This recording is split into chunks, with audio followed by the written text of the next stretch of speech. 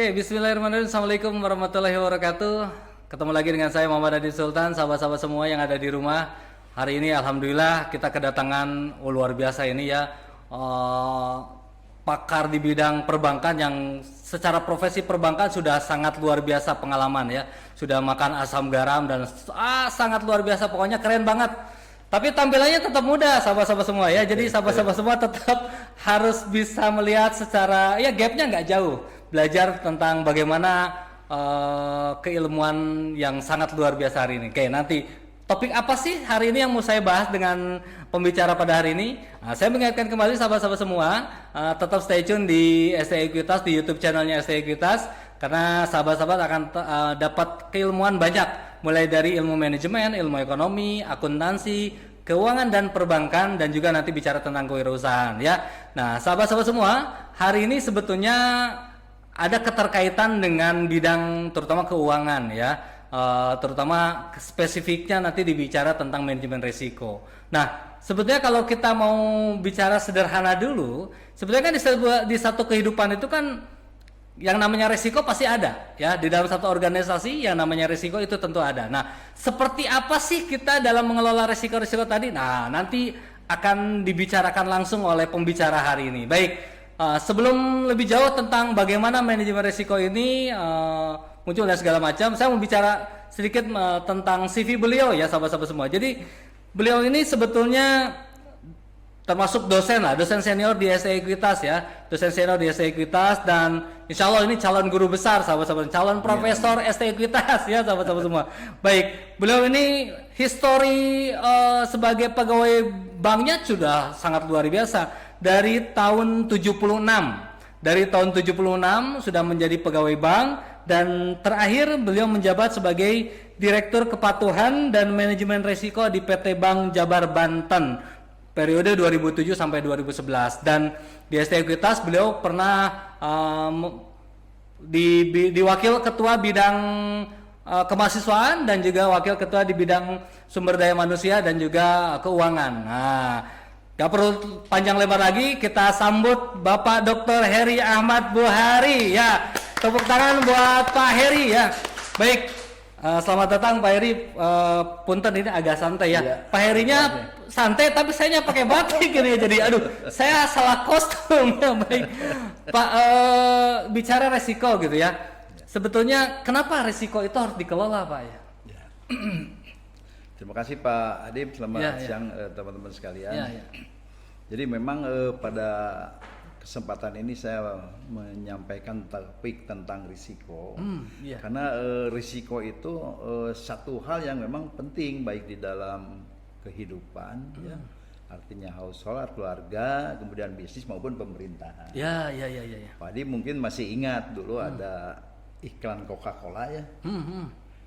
Siapa saja, di mana saja, kapan saja. Oh iya, benar. Iya. Gitu ya. Ya. Nah, ini mencerminkan sebetulnya bahwa risiko itu memang terjadinya seperti itu. Oh, ya. Iya. Bisa terjadi kapan saja, bisa terjadi di mana saja, dan bisa terjadi kepada siapa saja. Oh iya, betul. Kemudian dulu waktu kita sekolah mungkin belajar tentang peribahasa. Salah satunya ada peribahasa Cina kuno yang mengatakan bahwa jangan simpan telur pada keranjang yang sama. Oh, buat ya benar. Takut pecah ya Pak ya kalau jatuh. Jadi kalau gitu. misalkan disimpan telur itu pada keranjang yang sama, maka apabila keranjang tadi jatuh, habis si telur itu akan pecah. Ya. Oleh karena itu maka sebaiknya telur itu dipisahkan, disimpan dalam beberapa keranjang. Oh, Jadi kalau misalkan katakannya keranjang yang satu jatuh, masa yang lain juga jatuh kecuali menaya gempa. Oh, di mana-mana tapi jatuh semua. Iya benar, Itu benar. belum bicara tentang manajemen risiko sebagaimana yang sekarang menjadi concern para ilmuwan sehingga menjadi ilmu yang mandiri lah kira-kira itu. Nah di dalam pepatah tadi, pepatah kuno tadi, ternyata di situ ada makna bahwa di situ ada semacam unsur diversifikasi gitu. Jadi kalau si telur itu diibaratkan misalkan telur yang satu adalah properti, telur yang dua adalah aset finansial, gitu ya. Kemudian simpanan di bank dan sebagainya. Nah ini kan kalau misalkan salah satu jatuh gitu ya, yang ada di keranjang yang beda, pasti yang lain belum tentu juga seperti itu. Oh, jadi lebih dikaitkan sama investasi ya Pak ya? Atau antara lain kalau bicara tentang risiko keuangan, memang erat kaitannya dengan investasi. Makanya kalau bila salah satu aspek di dalam keputusan keuangan, misalkan seorang pemilik perusahaan, ya, dia kan tujuannya adalah bagaimana meningkatkan kekayaan daripada pemegang saham. Nah, keputusan-keputusan yang diambil oleh para pengelola keuangan di situ dari direksi sampai ke manajer keuangan pasti akan selalu berangkatnya dari dua keputusan. Yang pertama adalah pasti membandingkan antara risk dan return, antara risiko dan penghasilan yang diperoleh. Nah, itu selalu ini diambil. Pasti yang diambil adalah kalau misalkan returnnya lebih tinggi daripada risiko, maka keputusan itu dieksekusi. Tapi kalau sebaliknya tidak dieksekusi. Apapun lah misalkan, Pak Adib di keluarga juga sama, pemerintah juga sama seperti itu. Ya. Sehingga kita sering mendengar adalah high risk dan high return. Jadi kalau risikonya tinggi, maka keuntungannya tinggi. Atau dibalik misalkan, kalau keuntungan tinggi pasti risiko tinggi. Ya. Nah, gini aja ibarat misalkan katakan saja ada pohon apel, kemudian tumbuh misalkan di pinggir jurang, yang sebelah kiri ini berbuah, gitu ya. Jadi kalau jatuh misalkan ke dataran, tapi yang ke sebelah kanannya itu buah apel yang kualitas lebih bagus dibandingkan yang pertama, gitu ya. Ini bisa jatuh ke jurang. Jurang, betul. Nah, tinggal kita kira-kira milih yang mana Pak Adib misalkan kalau harus mengambil apel tadi. Oh, ya cari yang paling aman Pak gitu ya. Ambil yang kiri yang kan kiri, ya. betul Ya, yang kiri. memang apel itu bisa dimakan. Tapi dan kalau jatuh mungkin hanya ke bawah, ke datar. Ke datar ya enggak terlalu bawah ya. Tapi kalau yang ini buahnya sangat bagus dibandingkan yang pertama, tapi kalau jatuh ke jurang. Nah, ini mencerminkan bagaimana high risk dan high return.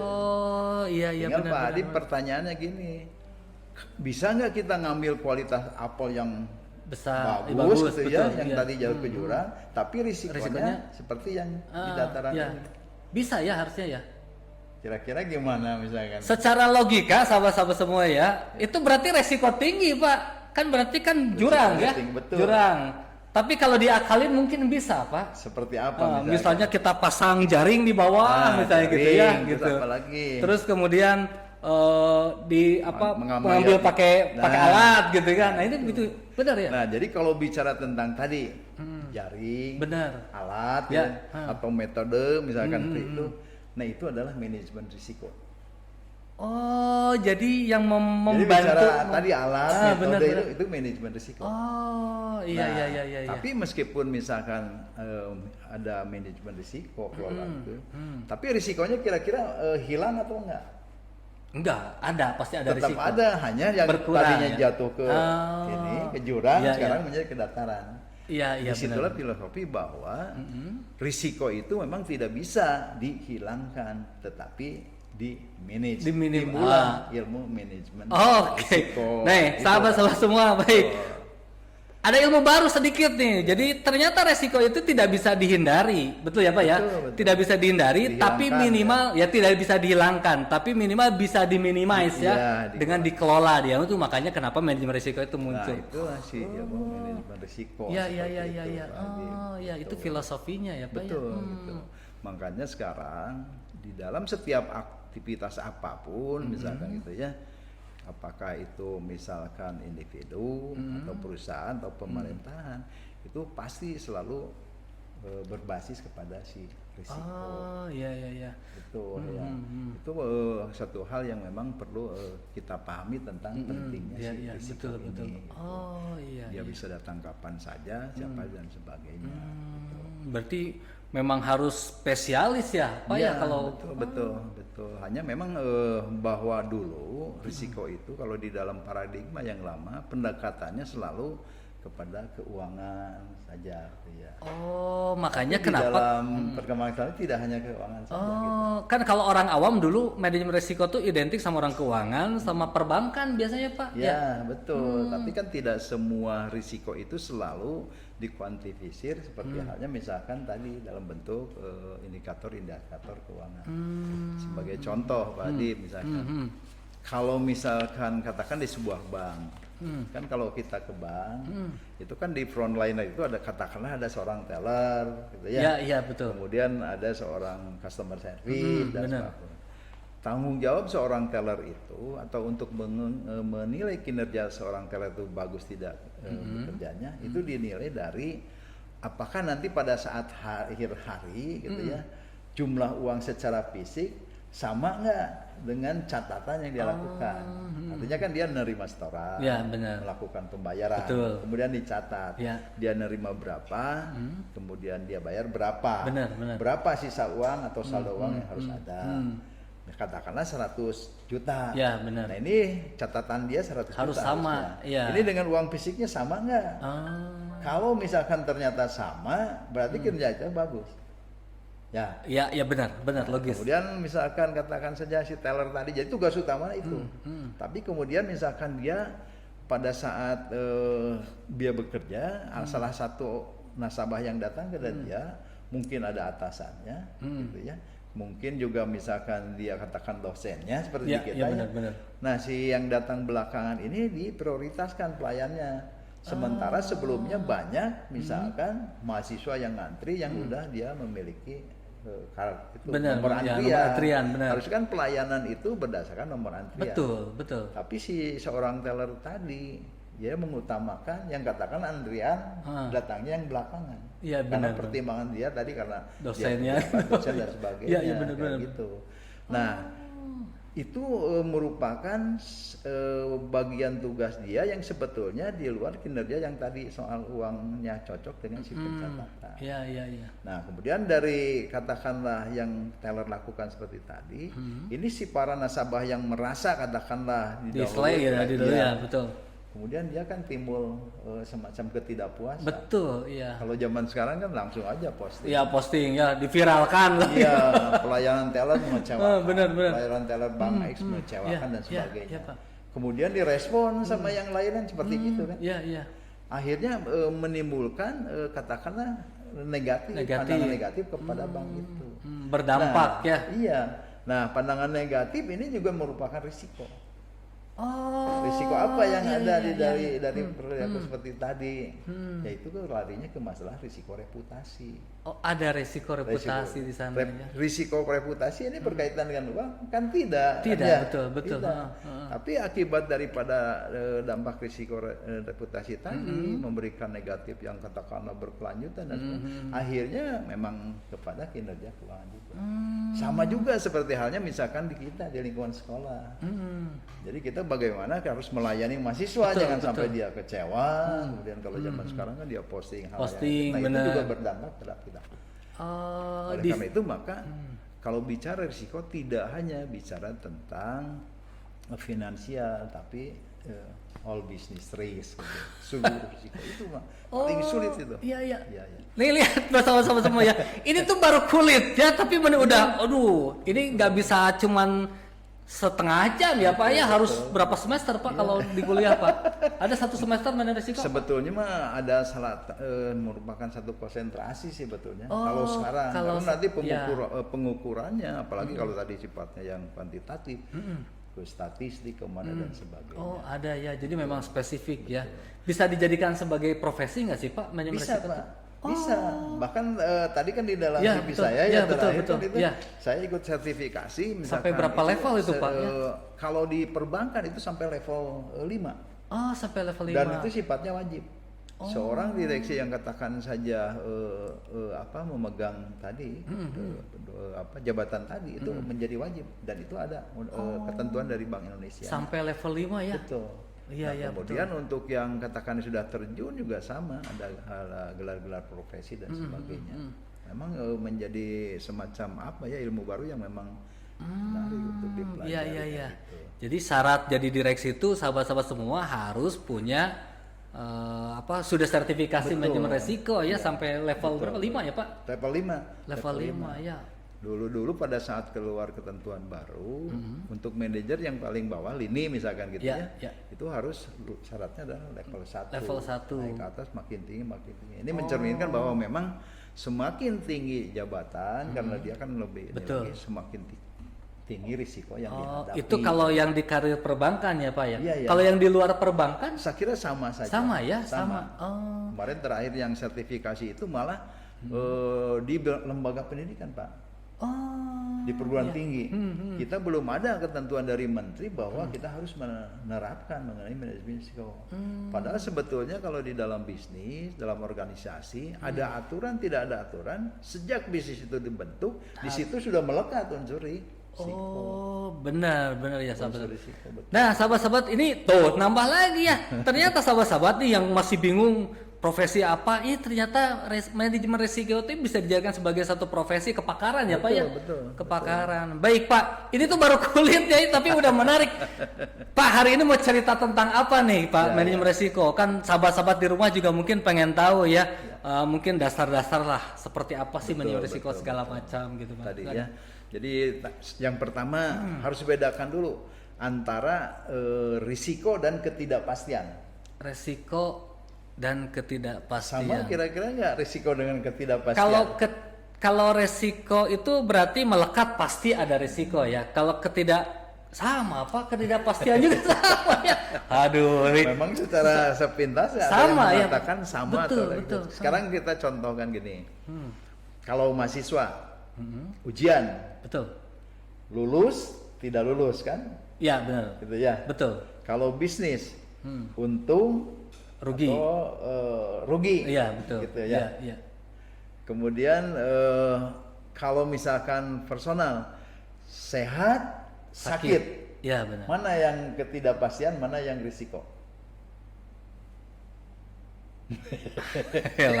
Kalau sakit sama sehat gini, ini saya coba jawab ya. Rada hese izin kok pakar resiko ya. Kalau ketidakpastian berarti saya tidak pasti untuk sehat. Ini contoh dulu, mencoba untuk ngejawab sahabat. Tapi kalau resiko sakit ada.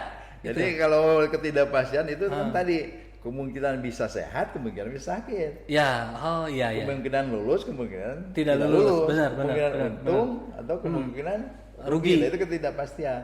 Kalau risiko adalah ketidakpastian yang nyata-nyata menimbulkan kerugian secara finansial. Jadi kalau tadi konsep misalkan sehat sakit, maka yang risiko adalah sakit. Kalau ujian berarti yang risikonya tidak lulus. Jadi resiko mah lebih ke arah negatif ya, Pak? Harus memberikan dampak yang merugikan secara finansial. Kalau resiko pasti berdampak yang merugikan aja. Iya, betul. Kalau ketidakpastian mah belum tentu ya, Pak? Belum tentu, karena ketidakpastian itu bisa merugikan, bisa juga menguntungkan. Semacam itu. Nah, itu konsep dasarnya seperti itu. Oke, baik. Itu. Nah, kemudian di dalam risiko juga yang mendasar ada istilah peril dan hazard. Peril dan hazard.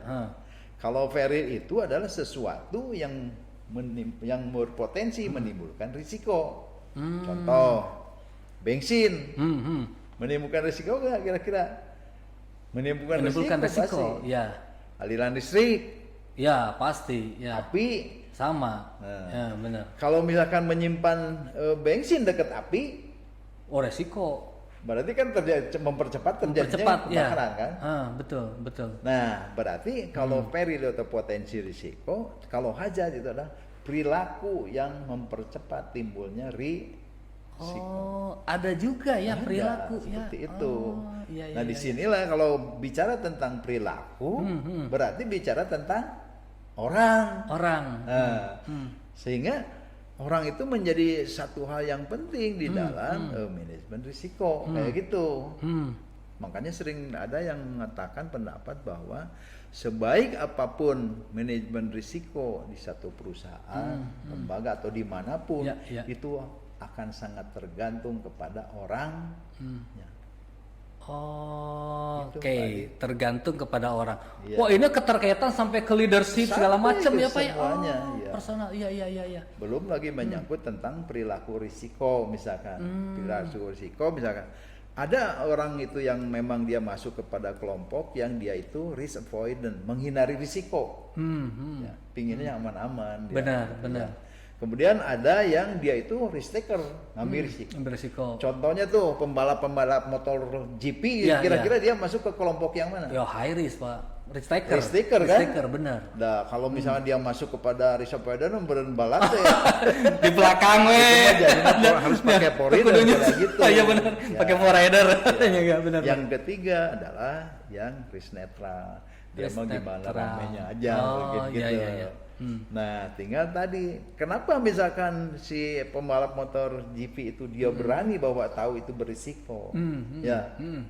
Nah, akhirnya di dalam mengikuti balapan tadi dia pasang pelindung mulai dari helm, protektor body protektor, Nah, itu adalah bagaimana cara memanage risiko. Tapi benar. Misalkan apakah dengan memasang alat-alat tadi misalkan risikonya hilang?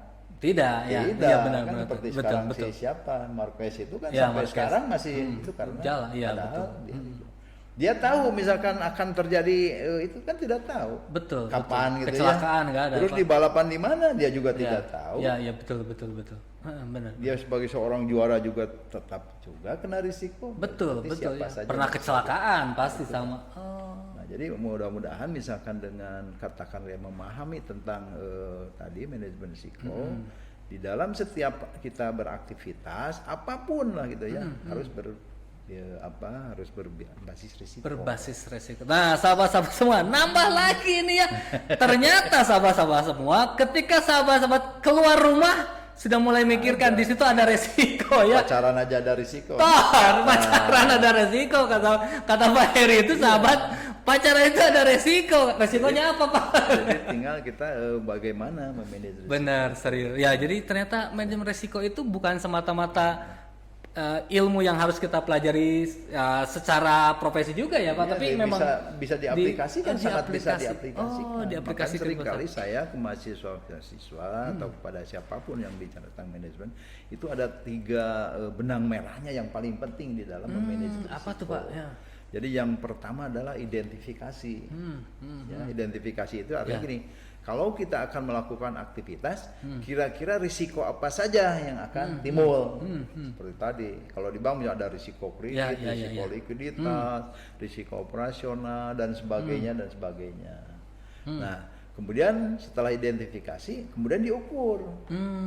Kalau misalkan ini katakan terjadi risiko tadi. Sejauh mana dampak yang ditimbulkan oleh risiko tadi?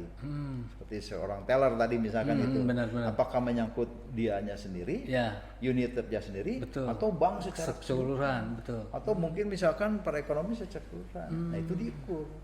Baru yang ketiga adalah bagaimana memanagenya. Oke. Jadi bagaimana memanage itu adalah bagaimana meminimalkan apabila risiko itu timbul. Prinsip tidak bisa dihilangkan. Jadi tetap ya Pak, kunci manajemen risiko itu setelah kita memetakan, mengidentifikasi sama tadi mengukur dulu. Diukur, kemudian kita baru treatment yang ambil bagaimana nih mengontrolnya, mengelola dan sebagainya supaya kalau terjadi kerugian yang timbulkan tidak terlalu besar lah, kira-kira seperti itu. Berarti kalau di manajemen risiko Pak, kita juga mempelajari cara mengidentifikasi dong berarti ya? Ada, itu dulu kuncinya. Itu dulu, makanya di dalam salah satu ada ahli yang mengatakan bahwa katakanlah di dalam best practice manajemen risiko, kalau seseorang misalkan katakanlah mau mengidentifikasi risiko tadi, maka dia harus paham tentang bisnis apa yang dilakukan. Seperti tadi contoh misalkan, kalau kita misalkan ingin paham tentang manajemen risiko di perbankan, maka kita harus paham tentang bisnis perbankan.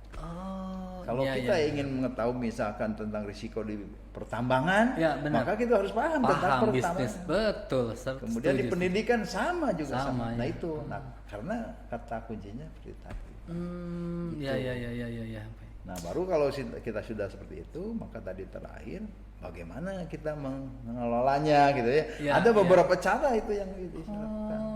Ya, jadi ternyata masuk ke manajemen risiko tuh harus di situ dulu. Betul. Identifikasi. Makanya kalau orang-orang manajemen risiko segala sesuatunya pasti dia sangat terstruktur karena bicara bukan hanya mengejar bisnis yang katakan saja profit oriented. Betul. Tapi pertimbangkan. Terukur juga ya. Oh iya. Sehingga kadang-kadang di dalam prakteknya, Pak Adib, karena saya itu dulu ada salah satu backgroundnya ada praktisi kayak gitu ya. Jadi bagaimana misalkan orang-orang bisnis dan orang-orang manajemen itu selalu katakannya semacam tarik ulur lah. Kalau di dalam ibarat ini mah digambarkan dalam olahraga mah semacam olahraga tinju. Tinju ya, sparring partner gitu. Misalkan yang olahraga Jepang itu, jadi dia bagaimana memenangkan itu. Nah itu pada satu hal yang salah sebetulnya, paradigma yang salah. Jadi orang bisnis dia ingin cepat kan kayak gitu ya. Betul. Tapi orang manajemen risiko dia pasti boleh lari, tapi penuhi dulu ininya. Oh, gitu. ada yang harus dipenuhi dulu ya. Jangan seperti misalkan kuda yang kencang larinya tapi oleh manajemen risiko ditarik.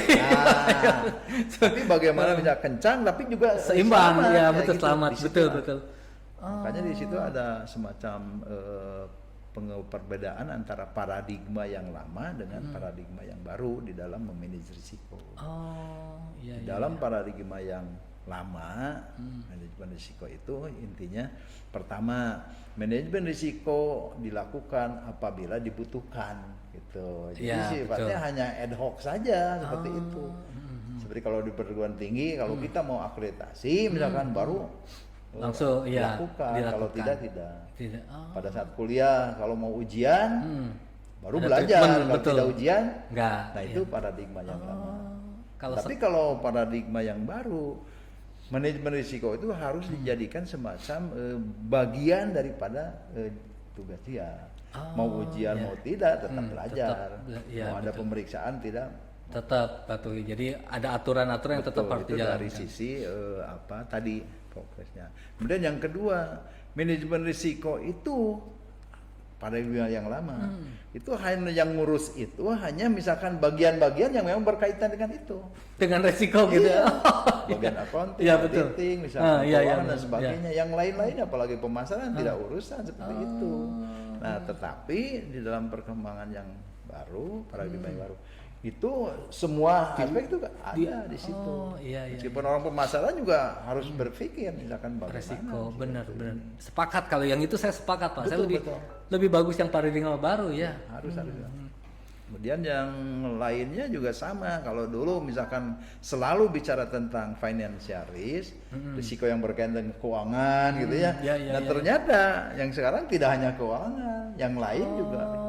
Iya, makanya kenapa ini kebanyakan Pak, banyak orang bilang tuh manajemen risiko mah orang perbankan, orang keuangan kata gitu, makanya nggak usah lah kata gitu. Nggak begitu. Jadi yang sekarang seperti ini, apalagi sekarang concern misalkan tentang bagaimana pentingnya risiko operasional itu dibandingkan dengan risiko yang keuangan tadi.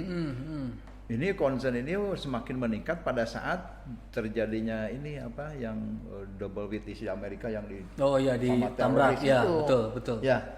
Nah, itu kan risiko keuangan bukan. Itu adalah risiko operasional sehingga concern itu.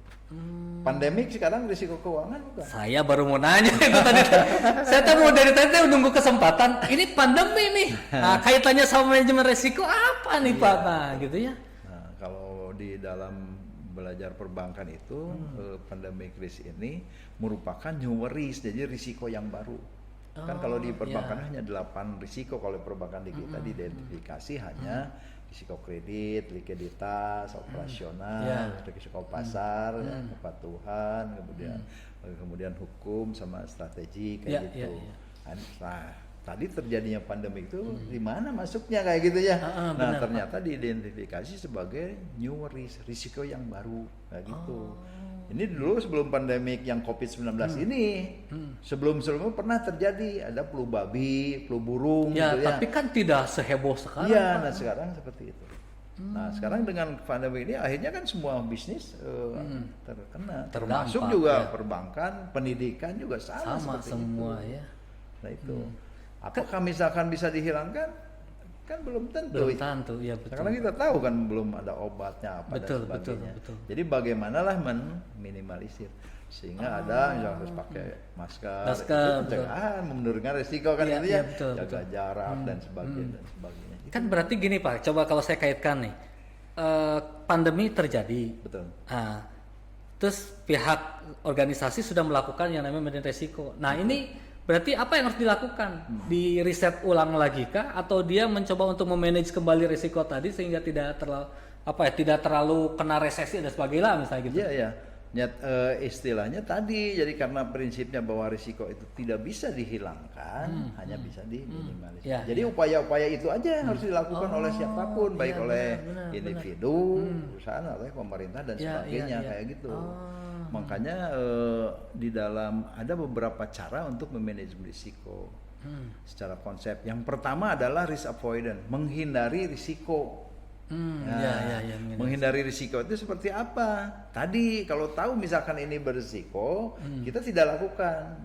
Dicontohkan misalkan gini, jangan membeli rumah yang dalam sengketa misalkan. Oh iya benar. Ya udah, finansial kan murah gitu. Betul, ya. Pasti. Tapi kan, nah itu. Betul, satu resiko, itu. betul. Kemudian yang kedua risk reduction, mengurangi risiko. Mengurangi risiko itu artinya kalau terjadi risiko, ya risiko tidak ini. Contohnya apa? Kalau yang naik motor pakai helm itu risiko. Ya betul. Jadi naik helm itu adalah untuk mengurangi risiko. Ya, betul. Bukan misalkan kalau ada polisi baru nah itu salah. Beda persepsi. Orang Indonesia persepsinya gitu Pak. Jadi pakai helm tes yang ditilang. Nah seperti di ruangan-ruangan ini, kenapa kita pasang itu tuh? Dan itu. Ya betul. Untuk mengurangi risiko kalau terjadi kebakaran. Yang pertama kali alarm bunyi keluar air, mengurangi seperti itu. Tapi apakah risiko kebakarannya hilang dengan pasang itu? Tidak. Tapi paling tidak kan dampaknya bisa dikurangi. Benar. Kemudian ada risk retention itu artinya tadi risiko yang bisa diterima oleh dia. Karena bagaimanapun juga apapun kan pasti ada risikonya. Di situ maka ada risiko inherent, misalkan risiko yang timbul dari setiap jenis bisnis. Kemudian dikurangi, masih tetap meskipun dikurangi ada juga risiko yang lain. Itu sampai ke masalah lain, ada istilah misalkan risk sharing. Risk sharing itu juga adalah mengelola risiko. Jadi kalau misalkan Pak Adi mau bisnis, perlu modal misalkan 100 juta. Modal itu dipenuhi oleh Pak Adi sendiri. Terjadi misalkan katakanlah kerugian, seandainya maka 100 juta itu menjadi tanggung jawab sendiri. Tapi kalau 100 juta itu dilakukan dengan 2 orang, 3 orang, 4 dan sebagainya, berarti kan Pak Adi hanya 25 juta yang siap. Nah, jadi itu resharing. Jadi di sharing resikonya Resharing istilahnya. Jadi ditanggung bersama. Benar. Dan yang terakhir adalah risk transfer. Risk transfer itu artinya risikonya ditransfer kepada pihak lain yang memang dia bergerak di bidang pengelolaan risiko tadi. Contoh yang paling gampang adalah asuransi. Asuransi. Saya mikir, oh iya benar, asuransi bisa ya. Asuransi. Nah makanya kalau terjadi apa, nanti ada asuransi. Motor hilang. Benar, ya. Tapi tidak selesai dengan risk transfer karena nanti si asuransi juga perusahaan asuransi, tidak semua risiko itu bisa diasuransikan. Ada lagi itu prinsip-prinsipnya, banyak lah ceritanya. Ini itu.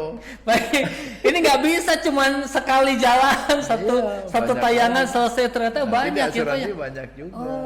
Iya betul. Nah, bisa misalkan Pak Adi mengasuransikan misalkan aset punya orang lain diasuransi kita. Nggak bisa, betul. Karena antara tadi yang diasuransikan dengan yang mengasuransikan dia harus semacam ada insurable interest. Ya, jadi secara hukum ada kepemilikan saya. Semacam banyak Pak, jadi banyak aspek-aspek yang memang dibahas di dalam manajemen risiko. Berarti Pak nggak semata-mata cuman buat perbankan. Ini contoh, kalau misalnya ternyata sahabat-sahabat YouTube pebisnis menginginkan, boleh nggak nanti kita sharing tentang manajemen risiko? Bisa ya Pak? Bisa. Karena risiko itu kan timbul di berbagai aktivitas tadi saya katakan. Individu, bisnis, pemerintahan atau apa. Baik. Meskipun kalau mau bicara terukur itu ada di keuangan sebetulnya Pak ya. Keuangan karena memang ada model-model. Ya, itu kan karena terutama nanti apakah untung atau rugi itu kan ada di keuangan. Kalau yang non keuangan sifatnya atau cara pengukurannya salah satunya adalah dengan cara dilihat dari sisi frekuensi dan dampaknya. Artinya gini, kalau ini sering terjadi, kalau terjadi kira-kira dampaknya seperti apa? Iya benar memang, betul. Ada satu kejadian hanya satu kali terjadi, tapi kalau satu kali timbul, risikonya sangat signifikan. Besar. Contohnya kalau misalkan risiko individual, sakit misalkan, sakit jantung, ya sekali jantung, itu kan jarang, tapi betul. Sekali langsung fatal kemana-mana. Ada juga yang frekuensinya sering. Flu misalnya gitu. Masuk angin. Nah semacam itu Pak. Jadi kalau misalkan nanti kita sudah bisa mengidentifikasi, memetakan lah seperti itu, sehingga nanti akan dikelompokkan menjadi 4 kuadran. Ini masuk kemana? Nah penanganannya bagaimana? Yang tadi bilang ini harus segera. Misalkan gini, ini cukup misalkan hanya dipantau saja. Nah itu untuk makanya tadi yang sifatnya non financial itu dengan tadi frekuensi dan dampaknya. Pak, jadi gini, kalau kita belajar manajemen risiko, misalnya sahabat-sahabat yang di rumah tuh mau belajar secara otodidak dibaca, gitu ya baca. Terus kira-kira bisa langsung mempraktekkan nggak sih? Saya kira bisa sih sebetulnya, bisa. Sekarang makanya tadi saya katakan sebaik apapun sistemnya ya, itu sangat tergantung kepada orang akhirnya. Itu kepada orangnya. Betul. Sepakat saya. Jadi ternyata orang ya. Betul. Bahkan dulu pernah nih si siapa Yang saya pernah baca, dia katakan begini. Agar manajemen risiko dapat dilakukan secara efektif, maka diperlukan langkah-langkah sebagai berikut misalkan. Ada sekitar 8 atau 9 langkah gitu ya. Langkah yang pertama adalah risk awareness. Kepedulian terhadap risiko. Langkah yang kedua adalah risk culture. Jadi harus sudah menjadi budaya. Dan yang ketiga adalah risk philosophy, dia bilang. Kemudian yang langkah yang keempat itu sifatnya normatif lah, harus ada organisasinya, harus ada standar operasinya dan sebagainya. Nah, kemudian saya nanya begini, kenapa misalkan tadi risk awareness, risk culture, risk philosophy itu ditempatkan sebagai langkah yang pertama? Nah, karena risk awareness, risk culture dan philosophy ini dilakukan oleh orang. Gitu. Iya. Betul. Saya kalau misalkan di sini ke toilet, kan ada wastafel tuh, cuci tangan. Di situ ada misalkan tisu basah apa yang udah dipakai, bukan dipakai oleh saya, oleh orang lain. Ya. Kemudian saya ambil, saya masukkan ke tempat sampah. Kira-kira pertimbangan saya apa misalkan itu? Saya hanya berpikir kalau tisu ini masuk ke lubang. Ya, mempat. Itu untuk memperbaikinya itu berapa truk daripada tisu. Iya. Gitu. Itu cuma masalah tisu ya Pak Heri. Kepikiran ya. Saya nggak kepikiran sejauh itu. Saya misalkan jalan mau ngajar ke kelas. Ya. Di bawah itu ada bekas tusuk sate, mungkin bekas cilok atau apa ya. Iya. Itu tentu bukan tanggung jawab. Saya. Betul. Saya ambil, saya masukkan ke tempat sampah karena di ruangan itu tersedia tempat sampah. Nah, yang saya lakukan itu mencerminkan apa? Risk awareness. Iya. Saya misalkan tidak melakukan seperti tadi, salah kan tidak salah. Dan itu juga bukan bekas saya. Iya, betul. Saya di kantor kebiasaan dulu, misalkan. Saya datang ke kantor jam 7 pagi. Karena memang saya harus kantor anak-anak segala macam jam 7 pagi. Saya naik ke lift, kemudian di lorong-lorong itu lampu itu masih nyala. Saya matiin, tak. Nanti sore hari kalau pulang kebetulan saya juga malam kayak gitu. Termasuk di sini juga di lantai 4 segala macam. Saya matiin juga tuh lampu-lampu. Bahkan ada komputer yang masih nyala bekas sekretaris saya misalkan, saya matiin, saya cabut. Pada saat misalkan menjelang hari-hari libur panjang seperti misalnya hari Jumat, kan kita libur pasti Sabtu Minggu dan lain-lain. Itu si colokan strom itu saya cabut. Itu tugas saya bukan Pak. Bukan. Ya. Tapi kenapa saya lakukan? Ada kepedulian terhadap risiko. Saya berpikir kalau ini misalkan terjadi akan kebakaran. Nah, seperti itu risk awareness. Kalau itu sudah kebiasaan jadi menjadi budaya nanti. Iya, dari kebiasaan menjadi budaya ya. Kepedulian, kemudian dari kebiasaan menjadi budaya, kemudian jadi risk philosophy. Risk philosophy itu artinya disuruh atau tidak disuruh, misalkan aturan tidak ada aturan itu sudah melekat. Ibarat kalau kita misalkan mendengar suara adzan, terus kita sholat kan tidak disuruh-suruh. Betul ya, filosofis. Nah, ini yang tadi 3, risk awareness, risk culture, sama risk philosophy itu dilakukan oleh orang. Makanya tadi saya katakan sebaik apapun manajemen risiko dibuat, bahkan oleh konsultan yang ahli sekalipun, itu sangat tergantung kepada orangnya. Itu wah, berat ternyata ya. Makanya tadi kepada teman-teman mahasiswa dan segala macamnya juga itu harus melekat. Jangan karena disuruh dosen, suruh orang tua dan sebagainya. Itu jangan harus oleh kita. Memang awal-awal kan susah membentuk kebiasaan seperti itu. Betul. Tapi apa ya, hasil akhir nanti hasil akhirnya dan kita setiap kita melakukan apapun itu harus pertimbangan risiko. Betul ya. Jadi memang sahabat-sahabat semua kembali lagi ke orangnya ya. Nih pembelajaran lah buat kita, minimal tadi bicara Pak Heri bicara risk awareness ya Pak ya. Jadi cobalah kita mulai ada tanamkan di diri teman-teman sahabat-sahabat semua yang di rumah, risk awareness itu ternyata penting. Jadi kalau saya pernah mengutip Pak, kan kalau kita jalan, ini hadis kan ya, kalau saya muslim Pak, ketika kita berjalan lalu kemudian ada duri di jalan lalu kemudian kita menyingkirkan duri, itu kan bagian dari sedekah gitu ya Pak. Betul, tuh itu kan belum dari sisi pendekatan agama itu selain risiko tadi memperoleh ini. Lihat sahabat, ini teh Pak Heri belum detail bicara tentang manajemen risiko ya, tapi udah luar biasa secara filosofi dalam. Oh gitu ya Pak ya. Bahkan barusan kalau misalkan mengupamakan hadis kepada hadis, saya pernah juga. Jadi saya ingin bicara risiko ditinjau dari aspek tadi agama kita. Itu.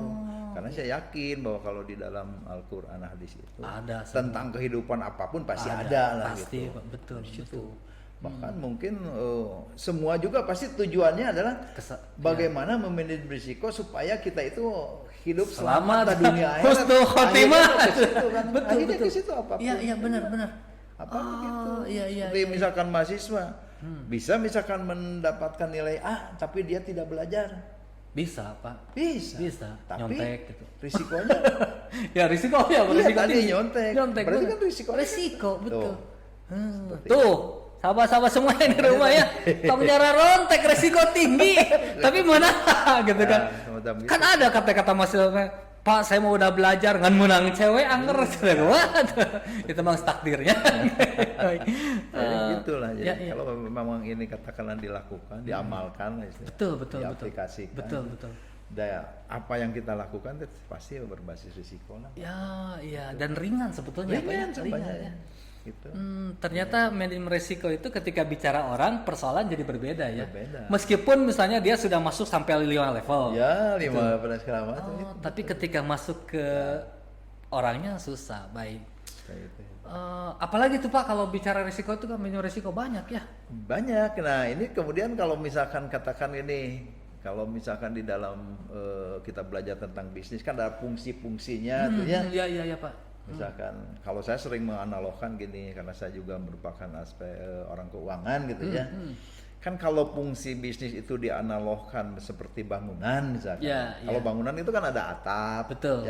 Ada pilar, pilar, kemudian ada fondasi. Atap itu fungsi apa kalau di dalam bisnis? Itu adalah fungsi pemasaran. Ya, benar, betul. Akhirnya kan kita harus tadi ngejual. Visi orang pemasaran adalah bagaimana menjual barang dan jasa sebanyak-banyak lah kira-kira itu. Betul, sebanyak-banyaknya. Nah, berarti kalau misalkan kita harus menjual barang dan jasa sebanyak-banyaknya, maka produksi harus ditingkatkan. Benar. Nah, itu pilar pertama ya. Ya, betul, pilar pertama. Tuh, produksi harus ditingkatkan. Kemudian SDM harus tambah, misalkan pilar yang kedua, tambah yang lain lagi lah, sarana prasarana, metode dan sebagainya. Nah, uangnya ada nggak? Tak eta. Segala tapi uang nggak ada, riwo. Jadi nggak jadi. Makanya manajemen keuangan itu kalau di bangunan tadi diibaratkan sebagai pondasinya, Pak. Oh. Pondasinya dari sebuah bangunan itu manajemen keuangan itu adalah pondasinya. Oh, iya benar. Sehingga kuat tidaknya bangunan, berumur panjang tidaknya bangunan, continuity kelangsungan kalau di kita itu tergantung pondasinya kan. Kalau pondasinya yang kuat itu. Oh, iya. Itu. Nah, dari risiko operasional. Risiko operasional itu adalah risiko yang timbul karena internal bisnis proses ya. Kemudian masalah sistem, kalau sistem mah sudah kaitannya mah ke komputer dan teknologi ya gitu ya. Kemudian ada people, orang, dan yang terakhir adalah external event. Nah, sehingga kalau misalkan tadi antara 8 risiko yang di bank, satu dengan yang lain saling berhubungan dan saling ketergantungan. Iya. Tapi yang menarik di situ digambarkan adalah si posisi daripada operasional risk dianggap sebagai core-nya risiko di situ. Oh, core justru core-nya itu risiko yang karena apa? Tadi di situ salah satunya adalah adanya unsur orang. Makanya kembali lagi tadi dalam manajemen risiko, orang itu menjadi apakah anak buah kita akan melakukan fraud misalkan dia bilang dulu sama atasannya? Enggak. Pak, punten abdi tidak. Jujur teuing eta. Apakah kita tahu kapan terjadi misalkan sistem kita down misalkan ATM tidak jalan kan tidak juga. Betul. Apakah kita tahu misalkan kalau teroris itu akan menyerang satu fasilitas dia? Nah, itu Pak. Makanya si operasional menjadi semacam core-nya itu. Oh, gitu. Sehingga digambarkanlah si 8 risiko itu di dalam sebuah gambar yang semacam ini, semacam apa, gunung es yang ada di laut tuh. Gunung es di laut itu ya. Kalau gunung es itu kan berarti yang kelihatannya itu adalah tampak atasnya aja ya. Sedikit tapi di bawahnya. Bawahnya kan besar. Nah, ini mencerminkan adalah bahwa risiko itu ada yang pertama secara kasat mata itu bisa diidentifikasi gitu ya. Tapi ada juga yang sulit. Nah, si 8 risiko tadi diplotkanlah ke gambar gunung es itu. Nah, yang di atas permukaan laut itu, yang pertama adalah risiko kredit, misalkan gitu ya. Risiko kredit itu artinya kan kalau misalkan debitur tidak bisa memenuhi kewajibannya. Betul. Itu kan kita risikonya gampang oleh kita. Kalau ada debitur yang mulai itu pasti gampang. Risiko likuiditas juga sama. Risiko suku bunga misalkan terjadi nilai tukar, fluktuasi suku bunga gitu. Tapi kalau misalkan tadi risiko operasional, risiko hukum, risiko reputasi itu sangat sulit. Susah. Itu Pak. Jadi memang menarik sekali sih. Jadi kalau bicara tentang manajemen risiko memang sangat komprehensif. Tadi kan bisa terjadi kapan saja, di mana saja. Iya. Itu. Jadi sahabat-sahabat tunggu tanggal mainnya. Nanti kita akan khusus bicara tentang bincang-bincang perbankan. Nah, Pak Heri udah siap toh ya. Insya Allah nanti tim-tim kita juga sudah siap untuk memfasilitasi dan kita lihat animo Pak. Mudah-mudahan animonya banyak dan saya yakin sekali Pak ini baru kulitnya aja udah langsung pada tahanannya ya. Baiklah. Ada yang mau disampaikan terakhir Pak Heri ke sahabat-sahabat semua? Prinsipnya tadi ya kalau kita misalkan sudah memahami tentang manajemen risiko, apalagi diaplikasikan, maka mudah-mudahan dalam setiap kita akan melakukan aktivitas apa saja, gitu itu harus selalu berbasis risiko. Karena tadi risiko bisa terjadi kepada siapa saja, kapan saja, di mana saja, kayak gitu ya. Risiko tidak bisa dihilangkan, hanya bisa dimanage. Kalau kita sudah misal berupaya, katakan tadi ya, dengan memanage risiko dan sebagainya. Ya itu mah kembalikan lagi yang kepada yang di atas. Iya. Iya, ada sudah bisa ditolak kan soal Betul. mah ya Pak. Betul. Yang penting mah asal kita bekerja sudah sesuai dengan tadi betul. aturan apapun. Barangkali itu Pak Adit. Oke, baik sahabat-sahabat semua yang ada di rumah, luar biasa ya. Tos pinter ya, berbakat, kepakarannya hebat. Ingat sama Allah tuh, soleh ya. Baik. Betul. Jadi kayak ya sahabat-sahabat semua. Hari ini pembelajaran luar biasa. Ternyata ketika bicara risk awareness itu, kalau saya mengutil dari beberapa hadis itu, ternyata ada benarnya ya sahabat-sahabat. Jadi silakan sahabat-sahabat sudah mulai membuka diri bahwa yang namanya manajemen risiko itu penting untuk dipelajari. Nah, silakan kalau misalnya sahabat-sahabat ingin lebih detail seperti apa sih belajar manajemen risiko, boleh nanti sambil cari baca-baca buku atau nanti datang aja ke Ekuitas. Nanti cari kalau ada Pak Heri, saya yakin beliau datang mau berdiskusi, beliau senang untuk diajak diskusi ya. Jadi silakan sekali lagi sahabat-sahabat semua yang ada di rumah jangan lupa subscribe STI Ekuitas di YouTube channelnya STI Ekuitas, dan juga silakan sharing sama teman-temannya semua untuk cerita bahwa di YouTube channelnya Ekuitas ini kita belajar banyak, dan tunggu tanggal mainnya kita akan khusus membahas tentang topik perbincangan tentang perbankan. Nanti bincang-bincang tentang perbankan. Pak Heri insya Allah siap katanya ya. Mudah-mudahan lah. Mungkin itu saja Pak Heri. Terima kasih sudah datang di acara ini. Dan sahabat-sahabat semua juga, ini sangat luar biasa. Ilmu yang sederhana tapi bisa membuat kita menjadi kaya akan ilmu tersebut. Baik, terima kasih. Kita akan ketemu lagi di sesi yang lainnya. Dan terus stay tune di STI Ekuitas YouTube channel. Dan jangan lupa sharing kepada keluarganya, kepada teman-temannya, kakaknya, adiknya, tetangganya. Silakan bilang sama mereka ada channel di STI Ekuitas yang khusus untuk sharing keilmuan ilmu ekonomi, manajemen, akuntansi, keuangan, dan perbankan. Baik, itu saja yang saya sampaikan hari ini dan sesi ini, dan kita akan ketemu lagi di sesi yang lainnya. Terima kasih. Boleh kasih aplaus lagi buat Pak Heri? Oke, terima kasih. Saya pamit. Assalamualaikum warahmatullahi wabarakatuh. Waalaikumsalam.